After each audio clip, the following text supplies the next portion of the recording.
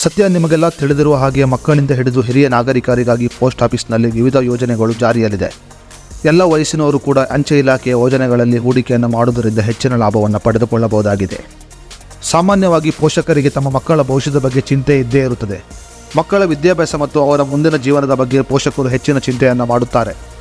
ಅದೇ ರೀತಿಯಲ್ಲಿ ಒಂದಕ್ಕಿಂತ ಹೆಚ್ಚಿನ ಮಕ್ಕಳನ್ನು ಹೊಂದಿರುವ ಪೋಷಕರು ಮಕ್ಕಳ ಜೀವನದ ಬಗ್ಗೆ ಮತ್ತು ಮುಂದಿನ ವಿದ್ಯಾಭ್ಯಾಸದ ಬಗ್ಗೆ ಬಹಳಷ್ಟು ಚಿಂತೆಯನ್ನು ಮಾಡುತ್ತಾರೆ ಅಂತಲೇ ಹೇಳ್ಬೋದು. ಸದ್ಯ ಇಬ್ಬರು ಮಕ್ಕಳ ಚಿಂತೆಯನ್ನು ದೂರ ಮಾಡಲು ಅಂಚೆ ಇಲಾಖೆಯ ಈ ಯೋಜನೆ ಬಹಳ ಸಹಕಾರಿಯಾಗಲಿದೆ. ಹೌದು, ಅಂಚೆ ಇಲಾಖೆಯು ಇದೀಗ ಮಕ್ಕಳಿಗಾಗಿ ವಿಶೇಷ ಯೋಜನೆಯನ್ನು ಪರಿಚಯಿಸಿದೆ. ಪೋಷಕರು ತಮ್ಮ ಮಕ್ಕಳ ಹೆಸರಿನಲ್ಲಿ ಅಂಚೆ ಇಲಾಖೆಯ ಈ ಯೋಜನೆಯಲ್ಲಿ ಹೂಡಿಕೆ ಮಾಡಿದರೆ ತಮ್ಮ ಮಕ್ಕಳಿಗೆ ಉತ್ತಮವಾದ ಭವಿಷ್ಯವನ್ನು ಕಂಡುಕೊಳ್ಳಬಹುದಾಗಿದೆ. ಹಾಗಾದರೆ ಪೋಸ್ಟ್ ಆಫೀಸ್ನಲ್ಲಿ ಜಾರಿಯಲ್ಲಿರುವ ಈ ಯೋಜನೆ ಯಾವುದು ಅನ್ನೋದರ ಬಗ್ಗೆ ಸಂಪೂರ್ಣ ಮಾಹಿತಿಯನ್ನು ನಾವೀಗ ತಿಳಿಯೋಣ. ಅದಕ್ಕೂ ಮುನ್ನ ನೀವಿನ್ನು news one Kannada YouTube channel subscribe ಮಾಡಿದಂದರೆ ಈಗಲೇ ಸಬ್ಸ್ಕ್ರೈಬ್ ಮಾಡಿ ಮತ್ತು ವಿಡಿಯೋವನ್ನು ಸ್ಕಿಪ್ ಮಾಡದೆ ನೋಡಿ. ಮಕ್ಕಳಿಗಾಗಿ ಅಂಚೆ ಕಚೇರಿಯಲ್ಲಿ ಬಾಲ್ ಜೀವನ್ ಬಿಮಾ ಎನ್ನುವ ಯೋಜನೆಯನ್ನು ಜಾರಿಗೆ ತರಲಾಗಿದೆ. ಈ ಯೋಜನೆಯಲ್ಲಿ ಪೋಷಕರು ಮಕ್ಕಳ ಹೆಸರಿನಲ್ಲಿ ಹೂಡಿಕೆಯನ್ನು ಮಾಡಬಹುದು.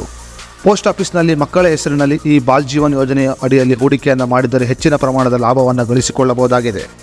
ಅಂಚೆ ಕಚೇರಿಯ ಈ ಯೋಜನೆಯ ಅಡಿಯಲ್ಲಿ ಕನಿಷ್ಠ 18 ರೂಪಾಯಿಗಳನ್ನು ಹೂಡಿಕೆ ಮಾಡುವುದರ ಮೂಲಕ ಮುಕ್ತಾಯದ ಅವಧಿಯಲ್ಲಿ ಸುಮಾರು 6 ಲಕ್ಷ ರೂಪಾಯಿಗಳ ಲಾಭವನ್ನು ಪಡೆದುಕೊಳ್ಳಬಹುದಾಗಿದೆ. ಬಾಲ್ ಜೀವನ್ ಬಿಮಾ ಯೋಜನೆಯನ್ನು ವಿಶೇಷವಾಗಿ ಮಕ್ಕಳಿಗಾಗಿ ಜಾರಿಗೆ ತರಲಾಗಿದೆ. ಈ ಯೋಜನೆಯ ಅಡಿಯಲ್ಲಿ ಪೋಷಕರು ಮಕ್ಕಳ ಹೆಸರಿನಲ್ಲಿ ಹೂಡಿಕೆಯನ್ನು ಮಾಡಿ ಮುಕ್ತಾಯದ ಅವಧಿಯಲ್ಲಿ ಸುಮಾರು 6 ಲಕ್ಷ ರೂಪಾಯಿಗಳ ಲಾಭವನ್ನು ಪಡೆದುಕೊಳ್ಳಬಹುದು. ಇಬ್ಬರು ಮಕ್ಕಳಿರುವ ಪೋಷಕರು ಪ್ರತಿ ಮಗುವಿನ ಹೆಸರಿನಲ್ಲಿ 18 ರೂಪಾಯಿಗಳನ್ನು ಹೂಡಿಕೆ ಮಾಡುವುದರ ಮೂಲಕ ಮುಕ್ತಾಯದ ಅವಧಿಯಲ್ಲಿ 6 ಲಕ್ಷ ರೂಪಾಯಿಗಳನ್ನು, ಅಂದರೆ ಪ್ರತಿ ಮಗುವಿನ ಹೆಸರಿನಲ್ಲಿ 3 ಲಕ್ಷ ರೂಪಾಯಿಗಳ ಲಾಭವನ್ನು ಪಡೆದುಕೊಳ್ಳಬಹುದಾಗಿದೆ. ಅದೇ ರೀತಿಯಲ್ಲಿ ಪೋಷಕರು ಈ ಅಂಚೆ ಕಚೇರಿಯ ಬಾಲ್ ಜೀವನ್ ಯೋಜನೆಯ ಅಡಿಯಲ್ಲಿ ಹೂಡಿಕೆಯನ್ನು ಮಾಡಲು ಕೆಲವು ಷರತ್ತುಗಳನ್ನು ಕೂಡ ಪಾಲನೆ ಮಾಡಬೇಕಾಗುತ್ತದೆ. ಪೋಷಕರು ಈ ಬಾಲ್ ಜೀವನ್ ಬಿಮಾ ಯೋಜನೆಯ ಅಡಿಯಲ್ಲಿ ಕೇವಲ ಮಕ್ಕಳ ಹೆಸರಿನಲ್ಲಿ ಮಾತ್ರ ಉಳಿತಾಯವನ್ನು ಮಾಡಬಹುದಾಗಿದೆ. ಮಗುವಿನ ವಯಸ್ಸು ಕನಿಷ್ಠ 5ರಿಂದ 20 ವರ್ಷದ ನಡುವೆ ಇರಬೇಕಾಗುತ್ತದೆ. ಈ ಯೋಜನೆಯ ಅಡಿಯಲ್ಲಿ ಹೂಡಿಕೆ ಮಾಡುವ ಸಮಯದಲ್ಲಿ ಪೋಷಕರ ವಯಸ್ಸನ್ನು ಸಹ ಗಣನೆಗೆ ತೆಗೆದುಕೊಳ್ಳಲಾಗುತ್ತದೆ. ಪೋಷಕರ ವಯಸ್ಸು 45 ವರ್ಷ ಮೀರಿರಬಾರದು. ಅದೇ ರೀತಿಯಲ್ಲಿ ಬಾಲ್ ಜೀವನ್ ಬಿಮಾ ಯೋಜನೆಯು ಕುಟುಂಬದ ಬಹುಮಕ್ಕಳಿಗೆ ಅನ್ವಯವಾಗುವುದಿಲ್ಲ. ಈ ಯೋಜನೆಯು ಇಬ್ಬರು ಮಕ್ಕಳಿಗೆ ಮಾತ್ರ ಸೀಮಿತವಾಗಿರುತ್ತದೆ.